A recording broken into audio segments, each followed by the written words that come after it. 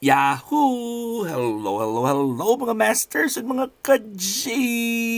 Good morning po sa inyong lahat dyan sa Pilipinas at sa buong Asian countries. At kung saan man kayong lupalop ng ating daigdig, ay hayaan niyo muna kami ni G, the green, girly, cutie patuti iguana, na batiin po kayo ng good morning, good noon, good afternoon, good evening, at good night po sa mga ready ng matulog. At welcome again sa ating G and Daddy Health and Lifestyle Tips. Ito po ang last day ng ating topic. Siyempre about liver 2. Dahil po ay kailangan nating maghanap ng bagong topic. So before tayo mag-start, ay mag-continue ay hihingin ko muna siyempre ang inyong thumbs up.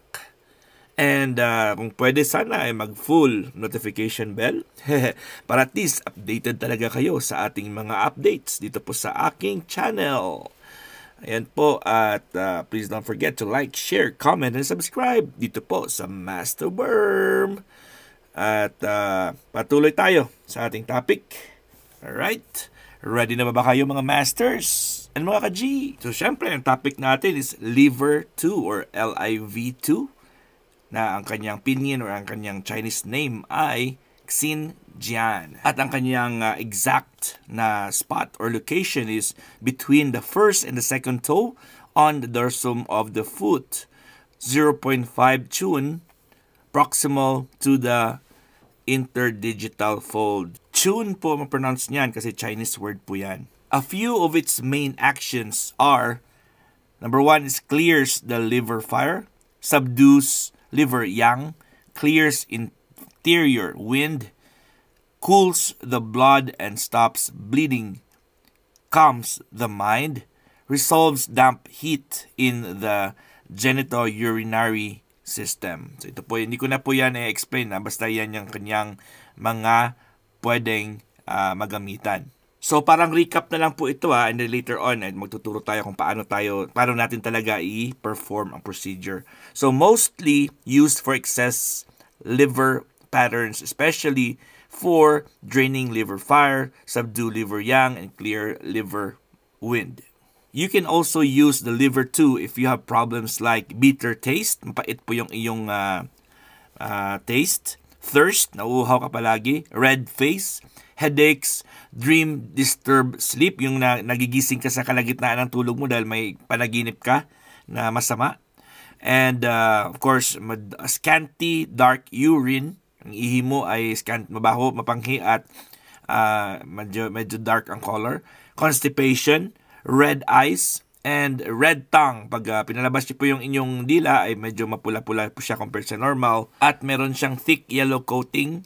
And ang pag-tinignan po yung pag-check yung pulso nyo po ay sa ito pong mag-describe nito ay rapid wiry pulse. Kumbaga yung mga skilled na mga marunong mag-assess lang po ang makaka-alam nito. At syempre ako po ay nakaka-assess din po ako ng mga ganito sa aming clinic. Mabisa din po ang liver 2 pag meron tayong migraine headaches. So isisimulate mo yan ang iyong liver 2 pag meron kang ganitong problema. Another benefit po ng ating liver 2 is wind stroke, deviation of eye and mouth, tetany or medyo konting paralyzation po yan, epilepsy, loss of consciousness, and convulsions on children. So pwede pong gamitin ito ang ating liver 2. So, the next question is how to stimulate the liver 2. Acupoint. So, syempre, ang pinakaunang gagawin po natin dyan is we have to make sure that you are able to ask or consult a professional person, professional doctor or somebody who masters the field of naturopathic health. Kasi yung itong point na to is not just connected to Western medicine. It's far beyond Western medicine. So, all you need to do is just ask or find a competent and well-practiced professional in this particular field. Alright, diretso na po tayo kung paano natin i-perform ito. So, syempre, apply gentle pressure. So, activate the point gently to avoid discomfort. So, of course, you have to be light and gentle at first.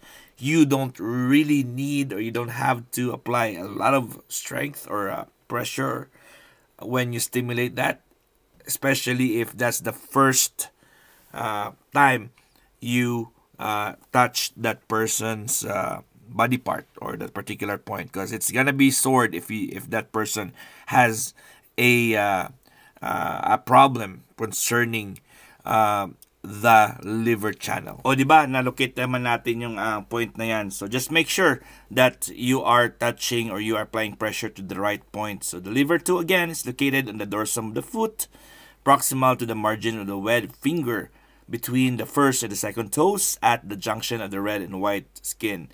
So ito po yung unang description na ginamit natin nung nag-introduce tayo talaga ng first topic natin or ang first day ng topic natin na ito. So yun po, sa gitna lang po siya ng first and second ng iyong big toe at ng iyong second toe. So dyan po sa gitna. Another effective method that we can use is, syempre we can also apply moxibustion. So it's a burning moxa stick above the Jinjiang acupoint every day for about 10 minutes. So very effective din po ito. Na-discuss na rin po natin ito last time, yung moxibustion or moxibustion. So ito po ay with the use of heat, and syempre may herbs po yan. Yung herbs po ay may mga effect din po sa absorption ng heat. Ang purpose po niyan is i-move around niyo po yung energy. Kung saan mo siya tinututok, dyan po ay mainitan, so it stimulates the movement of the energy. So pwede mo siya gamitin dyan sa iyong liver 2 na point, ang ating moxibustion. Massage therapy is also another way to stimulate the liver 2 acupoint. So press niyo lang po yung point na yan, yung Xinjiang na point, acupoint, with the tip of your thumb for 5 seconds. So depende po so ano yung iyong comfortable na thumb or comfortable mo na finger na mag-press. Basta importante po, i-press mo siya ng 5 seconds. Slowly lang po, hindi naman siya gaano kabigat o hindi naman siya gaano ka-light yung pressure. Alright, so enumerate na lang po natin yung mga problems na matutulungan pag i-activate natin yung liver 2. So syempre, thirst, yung nauuhaw ka palagi. Red eyes is a sign of liver heat. Okay, mapula-pula yung mata mo. Tinnitus or ringing in the ear. So pag sinabing tinnitus po ay parang meron kang naririnig na buzzing sound sa iyong tenga. Okay, epilepsy. So meron kang tremors, epilepsy. And controlled po yan. So and then insomnia, sa mga hindi po makatulog, nahihirapan po silang matulog. Insomnia po yan. Headaches, masakit yung inyong mga ulo. Dizziness, yun parang dizziness is different from di ba na-explain natin yun last time, from vertigo. Okay? So dark urine, darker ang kulay ng iyong ihi. Dry stools, yun po yung inyong poops ay very dried o hindi po siya moist, so it means na dehydrated ka rin sa loob. So pwede mo siya ma-press yung ating liver 2. Pwede nyo siya ma-stimulate. Palpitations, yung heart nyo po, yung inyong mga heartbeat or inyong pulso nyo ay ay mabilis. Palpitation pong tawag po dyan. Next is turbid urine or cloudy po yung iyong mga ihi. So parang hazy po ang kulay niya or milky. Parang translucent po siya, hindi po siya clear. And it's common kung meron kang symptoms na mga mild to severe na mga problems, health problems. So pwede mo na pong stimulate po yung liver 2 mo just to help, especially sa ating mga urinary tract system natin. O sino sa inyo dyan yung may mga constipation, yung ilang araw na po na nahirapan kayo mag-poops dahil tigas na tigas po ang inyong mga dumi. Okay, so next is heavy periods. Sa mga merong menstruation dyan or mga dalaw na medyo madugo talaga, as in heavy ang bleeding. Ayan po, perform niyo po yan. Maganda po yan para po ay makatulong na mabawasan po ang heaviness ng inyong cycle o yung pagdugo nyo. Okay, so next is easily scared. Yung parang meron kang trauma at medyo palagi ka pong takot. Ayun, i-press nyo po yan. Lalo na po may mga partners kayo, may mga bata po kayo, mga anak nyo na ganun. Ayun, para mag-relax po sila, stimulate nyo po yan ang ating Xinjiang or ating liver 2 na point. Next is Shan disorder. So, pag sinabi nating Shan disorder, ito po ay may pain, swelling, and the pathology of lower abdomen. So, groin, sa groin area natin, external genitalia. So, may pain ka po or swelling na nararamdaman po sa area na yan. Ang iba po dyan ay meron silang enlargement of the veins with the loose bag of skin that holds your testicles. Mga ganun po sila, yung mga ibang mga cases. So, mga Shan disorder po yan. Ang tawag Shan is another energy po yan ng ating katawan. So, babasahin ko na lang ito mga symptoms kasi po, late na po tayo matapos nito pag isa-isahin natin. So, eye deviation, manic disorders, yung parang palagi silang hyper talaga, yung mga manic disorders.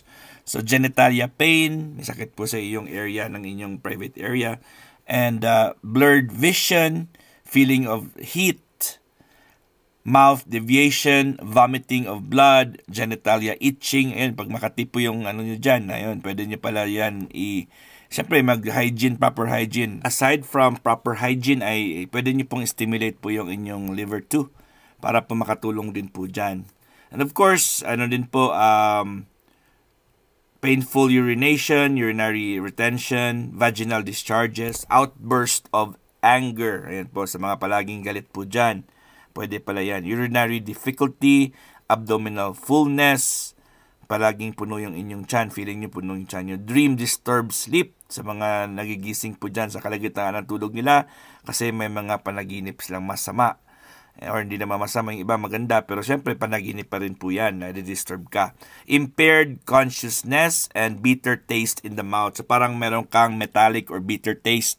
Alright mga masters at mga ka-G, hanggang dito lang po tayo. Maraming salamat. Kita-kits pala tayo mamaya 8 o'clock PM Philippine Times at Team Puyaters. God is great. Yahoo!